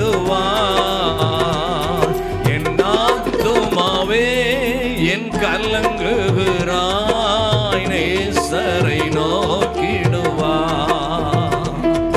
என் ஆத்துமாவே என் கலங்குகிறாய் நேசரை நோக்கிடுவாய். உன் பாதம் கல்லில் இடராதபடி தூதர்கள் ஏந்திடுவார். ஆத்துமாவே என் கலங்குகிறாய் நேசரை நோக்கிடுவார். ஜெபம் பண்ணுவோம். Praise the Lord. வனாந்தரத்திலே புதிய காரியத்தை ஆண்டவர் செய்கிற தேவன். அல்லேலூயா. வனாந்தரத்திலே புதிய காரியத்தை செய்கிற தெய்வம் உங்க வாழ்க்கையிலே வனாந்தரத்திலே ஆமென் மரணத்துக்கு ஏதுவானவனை மகிமையானவனாக உயர்த்தின தெய்வம். ஆமென் தரம் குறைந்தவனை ஆமென் வனாந்தரத்திலே தலைவனாக சிறந்த உயர்ந்த தேவ தலைவனாக ஆண்டவர் மோசேயை உயர்த்தினாரே. ஆமென். ஸ்தோத்திரம் ஸ்தோத்திரம் ஸ்தோத்திரம் ஸ்தோத்திரம் ஸ்தோத்திரம் சொல்லுங்க. வனாந்தரத்திலே புதிய காரியத்தை ஆமென் கசப்பை மதுரமாக மாற்றி ஆமென் மாறாவை மதுரமாக மாற்றி புதிய காரியத்தை செய்தாரே. உங்க வாழ்க்கையும் நகூமி வாழ்க்கையை போல கசப்பு மிகுந்ததாய் இருக்கலாம். ஆமென். கர்த்தர் புதிய காரியத்தை உங்க குடும்பத்திலே உங்க காரியங்களிலே செய்ய போகிறார். கரந்தட்டி பரிசுத்த ஆவியானவரே இயேசு கிறிஸ்துவின் நாமத்தில் பிதாவே உம்மை ஸ்தோத்தரிக்கிறோம். நீர் கூட்டி சேர்த்த உம்முடைய மக்களுக்காக நன்றி. அவர்களோடு நீர் பேசின ஜீவ சத்தியங்களுக்காக கரந்தட்டி நன்றி செலுத்துகிறோம். எங்களுடைய வாழ்க்கை எங்களுடைய தற்போதைய நிலைமை வனாந்தரமாய் பாதிக்கப்பட்ட நிலையிலே ஆதரவற்ற நிலையிலே அனாதையை போல நாங்கள் இருந்தாலும் அழிவுக்கு ஏதுவான வியாதியின் பாதிப்பிலே இருந்தாலும் ஆண்டவரே கசப்பு நிறைந்ததாக இருந்தாலும் வாழ்க்கை வெறுப்பாக இருந்தாலும் எங்க வாழ்க்கையிலேயும் நீர் புதிய காரியங்களை செய்ய போகிறீர் என்று சொல்லி நீர் விவரித்த சத்தியங்களுக்காக கரந்தட்டி நன்றி செலுத்துகிறோம். எங்கள் குடும்பங்களிலே வாழ்க்கையிலே சரீரத்திலே இருக்கிற ஆமாண்டவரே கசப்பை நீர் மதுரமாக மாற்றி ஒரு புதிய வாழ்வை நீர் எங்களுக்கு கட்டளையிட போகிறீர். மகிமையான வாழ்வை கட்டளையிட போகிறீர் என்கிற விசுவாசத்தோடு உங்க சன்னிதானத்தில் இருந்து நாங்கள் கடந்து போகிறோம். ஆமாண்டவரே நன்றி ராஜா. தகுதி இல்லாத மோசேயை தரம் குறைந்த மோசேயை தரம் சிறந்த தலைவனாக தேவ மனுஷனாக ஆண்டவரே நீர் உயர்த்தி ஆசீர்வதித்தீரே நன்றி. ஆமாண்டவரே வனாந்தரத்திலே மடிந்து போவான் என்று சொல்லி நினைத்து கொண்டிருந்த இஸ்மவேலை பெரிய வில்வித்தை வீரனான் சாதனையாளனாக நீர் மாற்றினீரே, நன்றி. அதுபோல இந்த நாளின் வார்த்தையின்படி இந்த இடத்திலே கேட்ட பிள்ளைகள், வாலிபர்கள், டீனேஜ் பிள்ளைகள், குழந்தைகள், பெரியவர்கள் எல்லாரையும் நீர் அப்படி மாற்ற போகிறபடினால கரந்தட்டி நன்றி செலுத்துகிறோம். கிருபை சமாதான நிறைவோடும் உடைய மக்களை அனுப்பும், தொடர்ந்து நடத்தும். அவங்க குடும்பங்களிலே புதிய காரியங்கள் நடக்கட்டும். அவர்கள் வேலை, வருமானங்களிலே, வியாபாரங்களிலே புதிய காரியத்தை கர்த்தர் இப்பொழுதே நீர் நடப்பித்து அனுப்புவீராக. ஆசீர்வதியும் தேவ ஆசீர்வாத நிறைவோடு அனுப்புகிறேன். ஆமாண்டவரே, வனாந்தரம் செழிக்கும்னு சொல்லி இருக்கிறீங்களப்பா, வழி நடத்தும். ஒரு மிகுந்த செழிப்பு அவங்க வாழ்க்கையிலே உண்டாகட்டும். இரட்சகர் இயேசுவின் நாமத்தில் ஜெபிக்கிறோம் பிதாவே.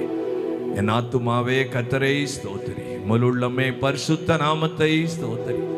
ஆத்துமாவே கர்த்தரை ஸ்தோத்திரி, கர்த்தர் செய்த சகல உபகாரங்களையும் மறவாதே. ஆமென். நம்முடைய கர்த்தராகிய இயேசு கிறிஸ்துவின் கிருபையும் பிதாவாகிய தேவனுடைய அன்பும் பரிசுத்த ஆவியானவருடைய அன்யோன்ய ஐக்கியமும் ஆசீர்வாதமும் உங்கள் யாவர் மேலும் சகல பரிசுத்தவான்கள் மேலும் கர்த்தர் வருமளவு நிறைந்து நின்று காத்து நடத்துவதாக. ஆமென், ஆமென். அல்லேலூயா, அல்லேலூயா, அல்லேலூயா. கர்த்தர் உங்களை ஆசீர்வாதத்தோடு அனுப்புவாராக. ஆமென்.